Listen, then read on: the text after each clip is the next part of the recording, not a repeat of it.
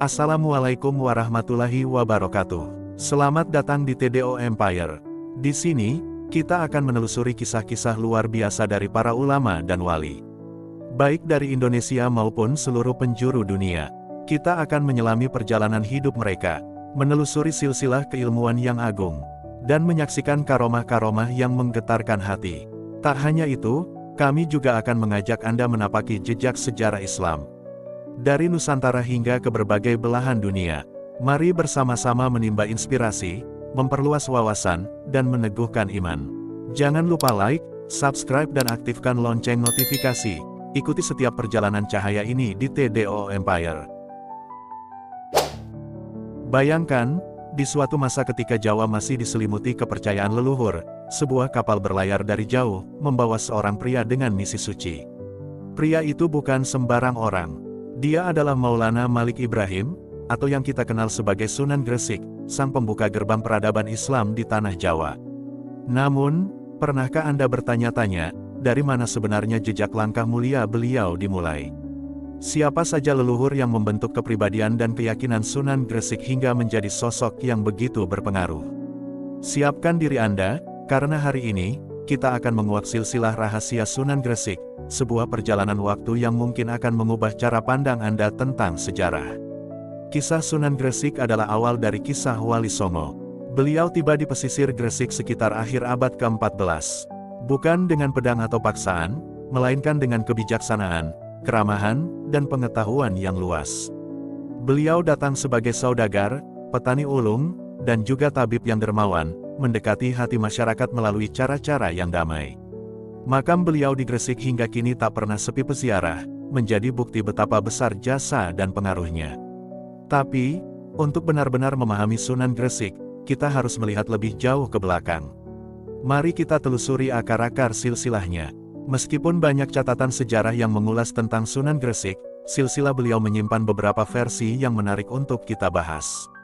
Sumber-sumber utama umumnya merujuk pada manuskrip kuno, babat, dan tradisi lisan yang diwariskan turun-temurun.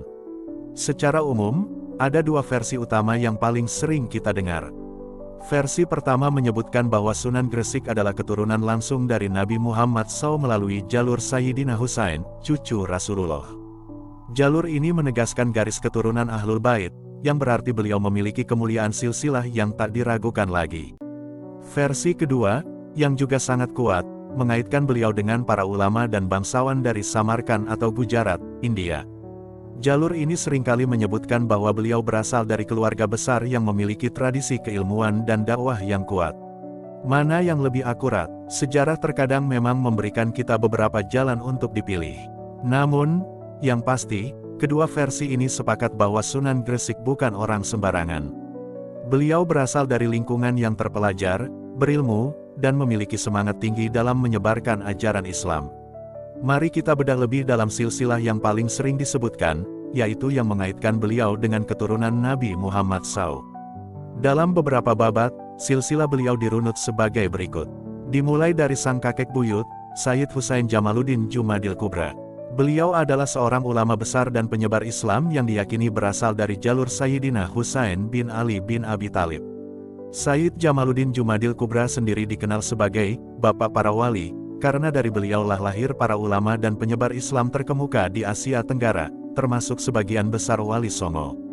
Dari Sayyid Husain Jamaluddin Jumadil Kubra, lahirlah Syekh Jumadil Kubra. Ada beberapa versi tentang ini, bisa jadi nama yang sama dengan buyutnya, atau anaknya yang juga bergelar demikian.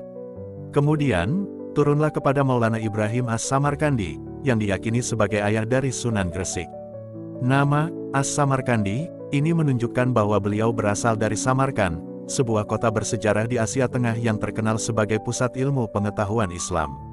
Bayangkan, dari kota yang jauh itu, semangat dakwah itu terus mengalir hingga ke tanah Jawa. Jadi, kita bisa melihat bahwa Sunan Gresik bukan hanya seorang individu yang mulia, tetapi juga bagian dari sebuah garis keturunan panjang para ulama dan pejuang dakwah. Mereka semua adalah mata rantai yang tak terputus dalam menyebarkan cahaya Islam ke berbagai penjuru dunia. Lalu, mengapa silsilah ini begitu penting? Silsilah bukan hanya tentang nama-nama leluhur di atas kertas. Silsilah adalah cerminan dari sebuah tradisi, nilai-nilai, dan visi yang diwariskan dari generasi ke generasi. Bisa jadi, dari garis keturunan yang mulia itulah, Sunan Gresik mewarisi kebijaksanaan, kesabaran, dan kemampuan adaptasi yang luar biasa dalam berdakwah. Beliau tidak datang sebagai penakluk, melainkan sebagai penasihat, sahabat, dan penyembuh. Inilah yang membuat ajarannya diterima dengan tangan terbuka oleh masyarakat Jawa. Bayangkan, jika leluhur beliau adalah para ulama dan saudagar terkemuka, maka keahlian Sunan Gresik dalam berdagang dan berinteraksi lintas budaya bukanlah hal yang aneh. Itu adalah bagian dari warisan yang beliau bawa. Penguasaan berbagai ilmu, dari pengobatan hingga pertanian, juga mungkin berasal dari lingkungan keluarga yang menjunjung tinggi ilmu pengetahuan. Dengan memahami silsilahnya, kita bisa melihat bahwa kesuksesan dakwah Sunan Gresik bukanlah kebetulan. Ada fondasi yang kuat, ada warisan nilai-nilai luhur, dan ada persiapan yang matang yang telah dibawa beliau dari tanah leluhurnya. Pernahkah Anda membayangkan, bagaimana Islam yang dibawa dari tanah Arab bisa begitu cepat meresap dan membumi di tengah-tengah masyarakat Jawa yang kala itu kental dengan tradisi Hindu-Buddha? Kuncinya terletak pada kearifan, kecerdasan, dan keilmuan para wali Allah, termasuk Sunan Gresik. Kisah ini bukan hanya tentang dakwah, tapi tentang bagaimana ilmu pengetahuan menjadi jembatan menuju peradaban yang baru. Mari kita mundur ke abad ke-14. Saat itu, Nusantara adalah sebuah permata di jalur perdagangan dunia. Rempah-rempah, sutra, dan beragam komoditas berlayar melintasi samudra. Di tengah hiruk-pikuk perdagangan inilah, sekitar tahun 1404 Masehi, sebuah kapal berlabuh di pelabuhan Gresik. Dari kapal itu turunlah seorang musafir dari negeri seberang, seorang yang memancarkan aura kebijaksanaan dan kedamaian. Beliau bukan sekadar pedagang atau petualang. Beliau adalah seorang faqih ahli fikih yang mumpuni, seorang tabib yang handal, dan seorang ahli tata negara yang visioner. Konon, beliau adalah keturunan Nabi Muhammad, garis ke-22. Bayangkan, seorang ulama dengan latar belakang ilmu yang begitu luas, tiba di sebuah negeri yang asing baginya, namun penuh potensi. Apa yang pertama kali beliau lihat? Masyarakat Gresik kala itu banyak yang hidup dalam kemiskinan, sebagian besar menganut ajaran Hindu-Buddha, dengan stratifikasi sosial yang kaku. Kaum Sudra dan Paria seringkali termarginalkan. Sunan Gresik tidak langsung berteriak, "Masuk Islam." Tidak, beliau memahami bahwa perubahan harus dimulai dari kebutuhan dasar manusia. Ini adalah pelajaran pertama dari keilmuan Sunan Gresik, dakwah harus dimulai dengan empati dan pemahaman terhadap kondisi masyarakat. Beliau tidak datang dengan pedang, tapi dengan ilmu dan kepedulian. Salah satu kejeniusan Sunan Gresik terletak pada pendekatannya yang holistik. Beliau menyadari bahwa untuk menanamkan nilai-nilai keimanan, perut harus terisi dahulu, dan kehidupan harus lebih sejahtera. Disinilah ilmu ekonomi dan sosial beliau berperan. Pertama, di bidang pertanian. Beliau melihat potensi lahan pertanian yang belum optimal. Dengan ilmu pengetahuannya tentang irigasi dan tata kelola air, beliau mengajarkan masyarakat cara bercocok tanam yang lebih efisien, membangun saluran-saluran air, dan memperkenalkan komoditas pertanian baru. Hasilnya, panen melimpah, kesejahteraan meningkat. Masyarakat yang tadinya susah, kini bisa merasakan kemudahan. Ini adalah bukti nyata dari ilmu agraria yang beliau kuasai. Kedua, di bidang kesehatan. Saat itu, fasilitas kesehatan masih sangat terbatas. Sunan Gresik, dengan keilmuan beliau sebagai tabib, merawat masyarakat yang sakit tanpa memandang kasta atau agama. Beliau menggunakan ramuan herbal tradisional yang dipadukan dengan pengetahuan medis Islam. Kebaikan ini menyentuh hati banyak orang, membangun kepercayaan yang mendalam. Mereka melihat bukan hanya seorang penyebar agama, tapi seorang penolong yang tulus. Ketiga, di bidang perdagangan. Gresik adalah kota pelabuhan, dan Sunan Gresik memahami betul dinamika ekonomi maritim. Beliau aktif berdagang, namun bukan untuk memperkaya diri. Beliau memanfaatkan keuntungan perdagangan untuk membantu kaum miskin, membangun sarana umum, dan mengembangkan komunitas. Beliau mengajarkan etika bisnis Islam, kejujuran, keadilan, dan kepedulian sosial. Ini adalah implementasi dari ilmu muamalah ekonomi syariah yang beliau kuasai. Melalui pendekatan ini, Sunan Gresik menunjukkan bahwa Islam bukan sekadar ritual, tapi sebuah ajaran yang komprehensif, membawa solusi nyata bagi masalah kehidupan. Beliau mempraktikkan apa yang kemudian kita kenal sebagai dakwah bil hal, dakwah melalui perbuatan dan teladan nyata. Setelah hati masyarakat terbuka, barulah Sunan Gresik memperkenalkan ajaran Islam secara perlahan. Beliau membangun sebuah pondok pesantren, yang menjadi pusat pendidikan pertama di Tanah Jawa. Ini adalah tonggak penting dalam sejarah pendidikan Islam di Nusantara. Di pesantren ini, beliau tidak hanya mengajarkan Al-Quran dan hadis. Beliau mengajarkan ilmu tauhid dengan cara yang mudah dipahami, ilmu fikih tentang tata cara ibadah dan kehidupan sehari-hari, serta ilmu akhlak yang mengajarkan budi pekerti luhur. Namun, yang paling menarik adalah cara beliau menyampaikannya. Sunan Gresik sangat menjunjung tinggi toleransi. Beliau tidak memaksakan keyakinan, apalagi dengan kekerasan. Beliau berdialog dengan para pemuka agama Hindu-Buddha, menjelaskan keindahan Islam dengan argumentasi yang logis dan santun. Beliau juga menghargai kearifan lokal. Bahkan, beberapa tradisi lokal yang tidak bertentangan dengan syariat Islam, seperti seni pertunjukan, diadaptasi sebagai media dakwah. Beliau memahami bahwa budaya adalah jembatan, bukan penghalang. Ini menunjukkan keilmuan beliau dalam sosiologi dan antropologi, memahami karakteristik masyarakat lokal dan cara berinteraksi dengannya. Pernah dengar kisah tentang Sunan Gresik yang mengobati putri raja? Kisah ini, meskipun mungkin dilebih-lebihkan dalam versi lisan, menunjukkan bagaimana keilmuan medis beliau membuka jalan untuk menjalin hubungan baik dengan kalangan istana dan bangsawan. Ini adalah strategi dakwah kultural yang sangat cerdas. Ajaran beliau tentang kesetaraan di mata Allah, bahwa tidak ada kasta dalam Islam, sangat menarik bagi kaum yang terpinggirkan. Pesantren beliau menjadi tempat bagi siapa saja, tanpa memandang latar belakang. Ini adalah fondasi kuat bagi masyarakat yang lebih adil dan egaliter.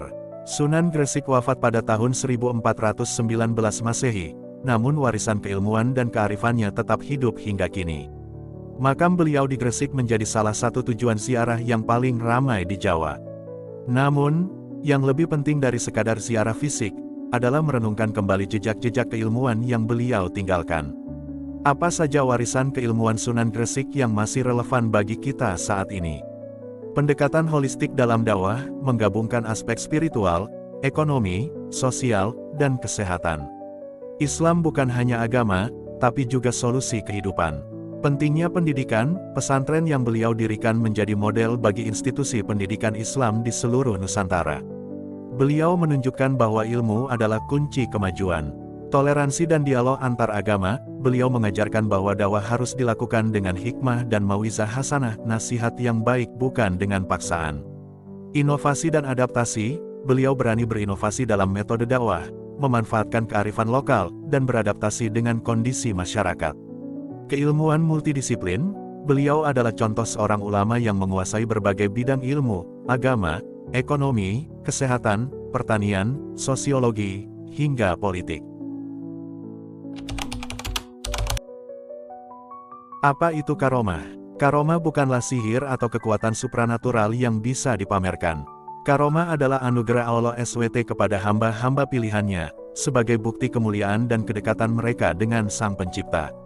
Ia muncul di saat-saat tertentu, seringkali di luar nalar, untuk meneguhkan keimanan, menolong sesama, atau menjadi isyarat kebesaran Allah.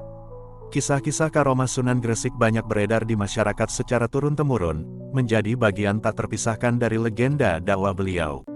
Mari kita selami beberapa di antaranya, bukan untuk tahayul, tapi untuk mengambil hikmah dan pelajaran tentang ketakwaan dan kebesaran ilahi. Mari kita mulai dengan sebuah kisah yang menunjukkan kemurahan hati Allah melalui perantara Sunan Gresik. Konon, di awal kedatangan beliau ke Tanah Jawa, rombongan Sunan Gresik dan para pengikutnya mengalami perjalanan laut yang panjang dan melelahkan. Persediaan air tawar mereka menipis, bahkan hampir habis. Kekeringan melanda, dan dahaga mulai menjadi ancaman serius. Bayangkan situasi itu, di tengah samudra yang luas, dikelilingi air asin yang tak bisa diminum, harapan untuk bertahan hidup semakin tipis. Keputusasaan mulai menyelimuti sebagian orang. Namun, Sunan Gresik, dengan ketenangan dan keyakinan penuh kepada Allah, menunaikan salat dan berdoa dengan khusyuk. Setelah berdoa, Sunan Gresik menghampiri geladak kapal. Dengan penuh tawakal, beliau menancapkan tongkatnya ke lambung kapal, atau menurut versi lain, ke permukaan laut. Dan apa yang terjadi? Dari tempat tongkat itu ditancapkan, muncullah sumber mata air tawar yang jernih dan segar. Masyarakat di kapal terkejut, tak percaya pada apa yang mereka lihat. Mereka bergegas mengambil air itu, meminumnya, dan merasakan kesegaran yang luar biasa. Dahaga hilang, semangat kembali, dan mereka merasa seolah mendapatkan kehidupan kedua. Karomah ini bukan hanya penyelamat fisik, tapi juga penyelamat iman. Bagi mereka yang belum begitu mengenal Islam, peristiwa ini menjadi bukti nyata kekuasaan Allah dan kemuliaan walinya.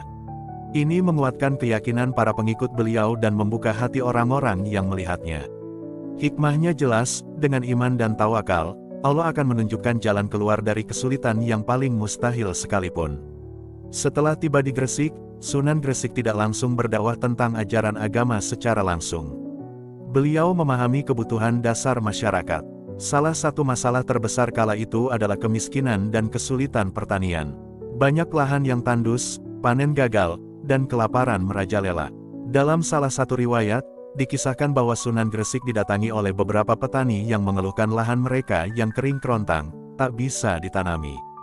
Mereka sudah mencoba berbagai cara, tapi hasilnya nihil. Keputusasaan terpancar dari wajah mereka. Dengan kearifan dan kesabaran, Sunan Gresik mendengarkan keluhan mereka. Beliau kemudian pergi ke lahan tersebut, melihat kondisi tanahnya, dan berdoa kepada Allah. Ada yang mengatakan beliau menaburkan biji-bijian, ada pula yang mengatakan beliau hanya mengusap tanah itu. Dan keajaiban pun terjadi. Dalam waktu yang sangat singkat, lahan yang tadinya gersang itu mulai menunjukkan tanda-tanda kehidupan. Biji padi yang ditanam mulai tumbuh, berkembang pesat, dan akhirnya menghasilkan panen yang melimpah ruah, jauh melebihi apa yang pernah mereka bayangkan. Peristiwa ini menyebar dengan cepat dari mulut ke mulut. Masyarakat terheran-heran dan takjub. Mereka yang tadinya sulit percaya, kini melihat dengan mata kepala sendiri keajaiban yang terjadi berkat doa dan perantara Sunan Gresik.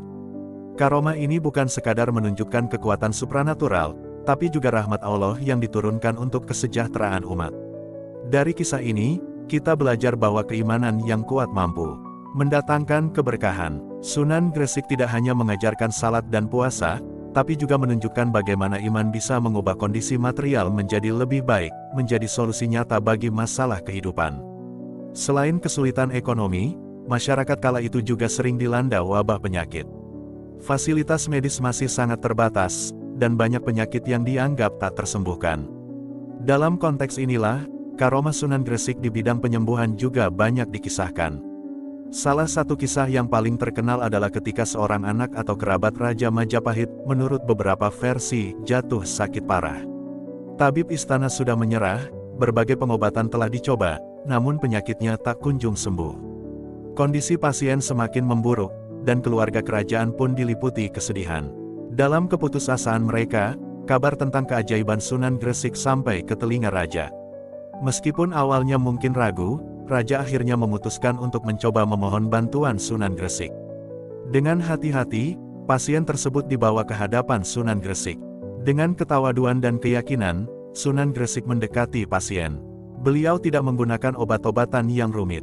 Beliau hanya berdoa kepada Allah SWT, memohon kesembuhan bagi hambanya.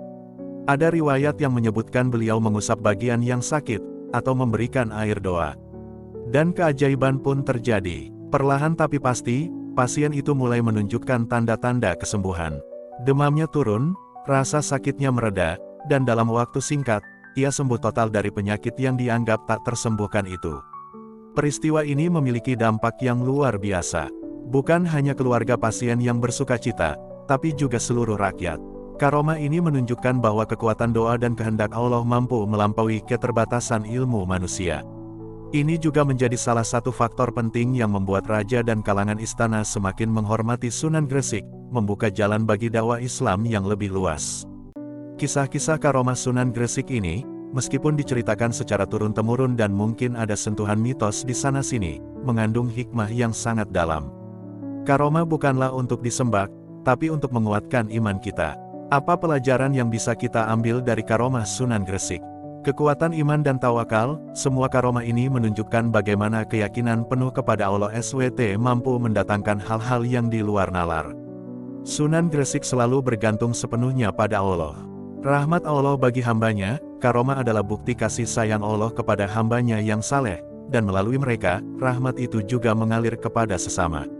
Memperkuat dakwah di masa itu, ketika belum banyak orang yang memahami Islam, karomah menjadi alat dakwah yang efektif untuk membuka hati dan pikiran masyarakat, menunjukkan kebenaran ajaran yang dibawa. Bukan untuk pamer, para wali tidak pernah menggunakan karomah untuk pamer atau mencari popularitas. Mereka muncul secara spontan dalam kondisi mendesak, atau sebagai peneguh keimanan. Teladan ketakwaan, kisah-kisah ini mengajarkan kita tentang pentingnya ketakwaan, kesabaran, dan kedermawanan dalam hidup. Karomah Sunan Gresik adalah bagian tak terpisahkan dari warisan spiritual beliau. Ia mengingatkan kita bahwa ada dimensi spiritual yang lebih besar dari sekadar kehidupan materi. Ia mengajak kita untuk merenung, untuk semakin mendekatkan diri kepada Sang Pencipta, dan untuk selalu percaya bahwa tidak ada yang mustahil bagi Allah. Mungkin kita tidak akan melihat karomah secara fisik dalam hidup kita, tapi kita bisa merasakan karomah dalam bentuk lain, keberkahan, kemudahan, dan pertolongan yang datang di saat-saat tak terduga.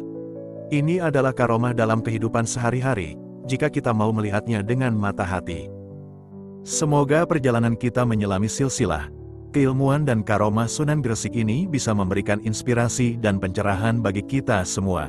Mari kita terus belajar dari keteladanan para wali, dan semoga kita semua termasuk hamba-hamba yang senantiasa mendekatkan diri kepada Allah. Jika Anda menyukai video ini, jangan lupa untuk like, subscribe dan nyalakan loncengnya agar kalian tidak ketinggalan video terbaru dari kami untuk konten-konten inspiratif lainnya.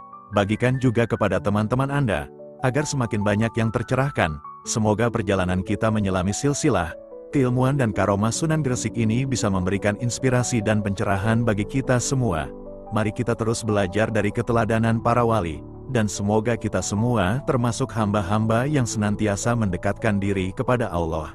Sampai jumpa di video selanjutnya.